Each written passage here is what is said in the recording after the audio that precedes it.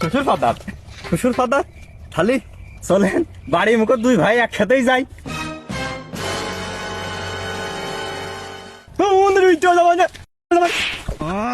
এরকম হইল কা পৃথিবী ঘুরতেস কা আর দুটো দিন মাঠে আসতে হয়নি বিয়েনার জ্বালায় কি করব। বিয়েনার আসেই থাকে এই মাঠে আমি আসতেই পারিনি। নারে পিড়িত কইরিও না, নারে পিড়িত কইরিও না।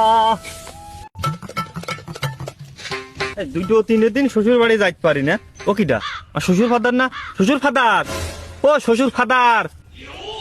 কিডা ওই রে সমুদ্রের ইত্তরে জামাই আইসে রে, সমুদ্রের ইত্তরে জামাই আইসে। এখন বেলাইন অবস্থা কেন রে, এখন টাকা পয়সা নেই ঘরে মরে।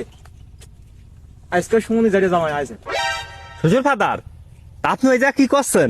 দেখছে যে ভোলা ভোলা জামাই আমি কাজ করছি, তারপরেও করছে যে কি করছো। আমি এনে হাগু করছি জামাই, এনে হাগু করছি।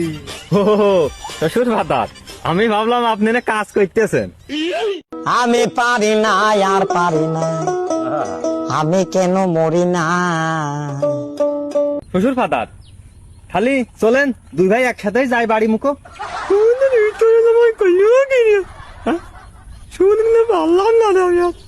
শ্বশুর ফাদার আপনি উঠে আসেন আপনাকে জন্য মিষ্টি নিয়েছি, মিজানের হইতে না গরম গরম মিষ্টি ভাজছিল, সেই যাতে মিষ্টি নিয়েছে আপনাকে জন্য। শ্বশুর ফাদার উঠে আসেন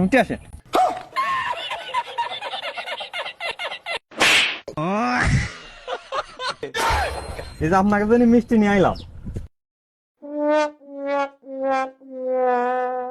এর মধ্যে কি মিষ্টি আছে? শালার ইতরে জামাই দেখি মিষ্টি না কি নিয়ে আছে।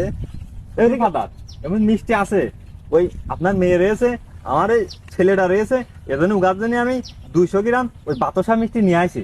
আর ওই যে আপনার মেয়ে কইলো যে আপনার বলে ডায়াবেটিস, ওই ডাক্তার মিষ্টি খাতে বারণ করেছে, এজন্য আর আপনার জন্য কিছু নিয়ে আসেনি। তুমি তা নিয়ে আসবা কা? তুমি যে শ্বশুর ঠাপাতি আইছো